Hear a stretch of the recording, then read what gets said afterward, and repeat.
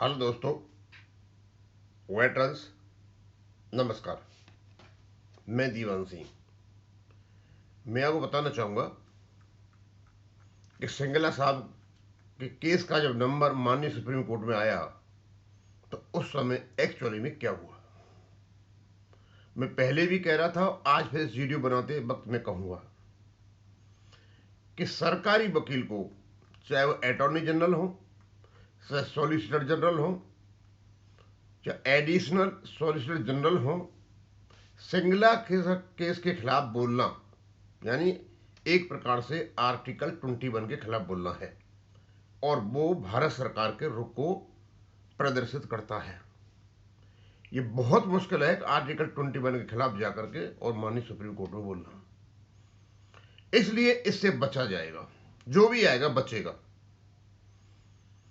अब तक इस केस की पैरवी सीनियर काउंसिल ध्रुव मेहता जी कर रहे थे। आशा की जा रही थी कि सॉलिसिटर जनरल तुषार मेहता साहब आएंगे, लेकिन उन्होंने और किसी को टोपी पहना दी। और वो टोपी पहना दी किसको? असिस्टेंट एडिशनल जनरल को। यहां तो नहीं लिखा है इन्होंने, हाँ ये रहे साहब, मिस्टर विक्रमजीत बनर्जी को, additional solicitor general of India. भाई इनका तो आज तक नाम ही नहीं सुना था, ये कहां से अचानक आ गए?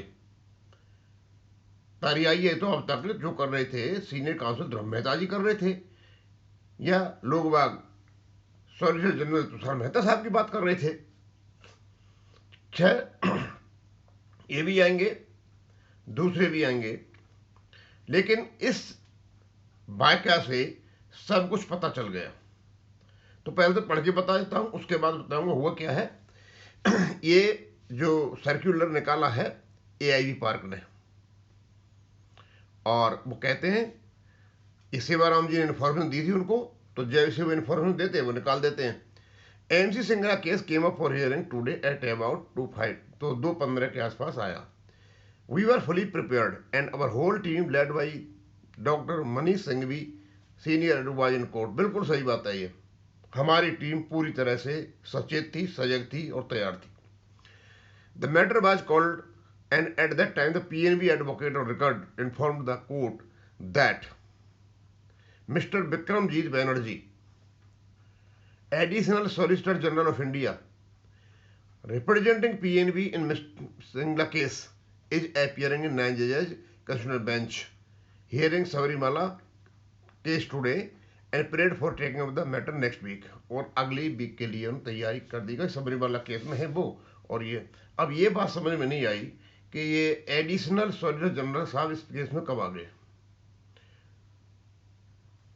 और मैं दूसरी बात बताना चाहता हूं, मतलब इनको ये आशंका थी जैसा पिछली बार हुआ था, शायद 12 मार्च को हुआ था ये। तो उसमें क्या हुआ था कि हमारे एक केस के टाइम को सारा ही दूसरा केस खा गया। केस था उस सागर प्रॉपर्टी वाला, हमारा नंबर ही नहीं आया।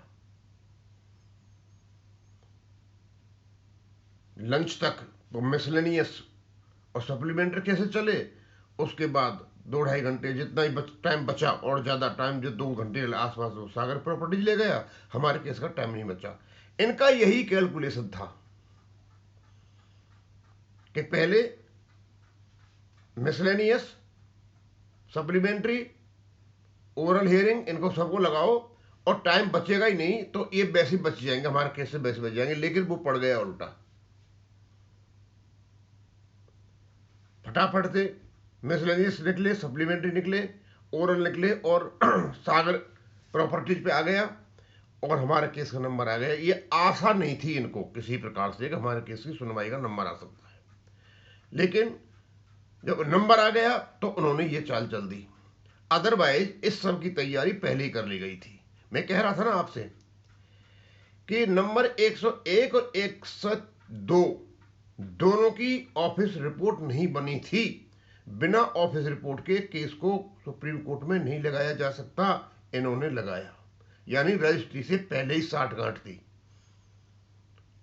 अब वो साठगांठ बिखर गई तो एक ही तरीका था। जो सबरीमाला का इंपॉर्टेंट केस चला है वहां किसी सरकारी वकील का नाम ले दिया जाए, और वो नाम ले दिया गया एडिशनल सॉलिसिटर जनरल। वो कहीं थे ही नहीं, पिक्चर में ही नहीं थे। चलो कोई बात नहीं है, अब क्योंकि 15-16 को तो नहीं होंगे, क्योंकि पिछली बार 7, 8, 9 3 दिन, शायद 3 दिन का वो था टाइम। ये मतलब जो एक पार्टी की बहस है और आगे शायद 14, 15, 16 को दूसरी पार्टी की बहस है, तो उसमें बनर्जी साहब होंगे नहीं। अब हो भी सकते हैं, 14, 15 सालों को 16 को भी है बहस। तो अब देखते हैं उस समय ये क्या रुख अपनाते हैं, या फिर बनर्जी साहब बचना चाह रहे हैं यहाँ पे। क्योंकि जो भी श्रृंखला केस की उसमें पैरवी करेगा सरकारी वकील, चाहे किसी भी, चाहे अटॉर्नी जनरल हो, चाहे सॉलिसिटर जनरल हो, एडिशनल सॉलिसिटर जनरल हो, यही माना जाएगा कि वो सरकारी रुख को प्रदर्शित कर रहा है और वो आर्टिकल 21 के खिलाफ बोल रहा है। ये बहुत उलझा हुआ मैटर है, हर कोई बचना चाहेगा। अब देखते हैं अगली बार क्या होता है। Doctor Singhvi submitted that he may be allowed to continue. हाँ, सिंघवी साहब ने पहले भी बोला है और उनको बोला मुझे बोलने दी जाए, लेकिन कोर्ट, लगभग सिंघवी साहब बहुत कुछ बोल चुके थे, अपोजिट पार्टी नहीं बोली थी। So that argument presence of, तो बोला आर्गूमेंट इनके जो सॉलिसिटर जनरल साहब हैं उनके प्रेजेंस बहुत अच्छा है, इसलिए उन्होंने। तो इसको कोर्ट ने एडजमेंट नहीं माना और ना एडजमेंट बर्ड लिखा है। समस्या यह थी कि एडजमेंट हो नहीं सकता, उसके एक दिन पहले तारीख लेनी पड़ती है, और रेगुलर केस में एडजमेंट है ही नहीं। हम ये मान के चलते कोर्ट ने एक स्पेशल अकेजन क्रिएट हो गया था, उस स्पेशल अकेजन की क्रिएट की वजह से उस सिचुएशन को दबाने के लिए 7 दिन के बाद की तारीख दे दिया, और उसमें यह लिखा है the matter shall remain the same position, it will retain the same position as it was on 9/4/2026। इसका मतलब जहां से छोड़ा है ये वहीं से शुरू हो जाएगा। तो इसका मतलब तो यही निकलता है कि 15/4/2026 को सबसे पहले हमारी केस सुनवाई होनी चाहिए और वहीं शुरू हो जाएगी।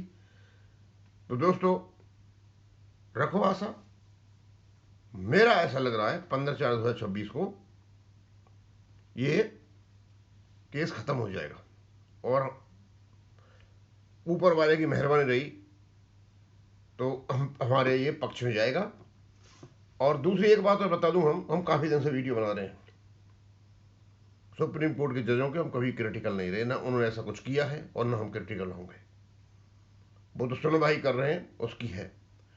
5 तारीख को सुनवाई हुई थी, बेहद साफ रुख था न्याय की तरफ। ऐसा हमने कहीं नहीं देखा कि वो क्या हमारा पक्ष ले रहे हैं या भारत सरकार का पक्ष ले रहे हैं। वो केवल और केवल कोई रेगुलेशन है तो उसकी बात कर रही थी, और जो गतिविधियां हो रही हैं इधर उधर हो रही हैं, जज की ओर से कोई गतिविधियां नहीं है। हाँ, हम सुप्रीम कोर्ट ने तो ऐसा कुछ किया ही नहीं, और ये केवल और केवल जो किया है इन्होंने, ये इन्होंने किया है जो चंडीगढ़ हाईकोर्ट ने जो कुछ किया है उसका हमने बहुत वीडियो बना दिया है। वो एक गलत जजमेंट था, हमेशा रहेगा। वो ये नहीं कह सकते जजमेंट में, क्योंकि जो तथ्य थे उनसे अलग हट करके वो जजमेंट था। अब मैं ज़्यादा नहीं कहूँगा कुछ, यहीं ख़त्म करूँगा। थैंक यू, धन्यवाद।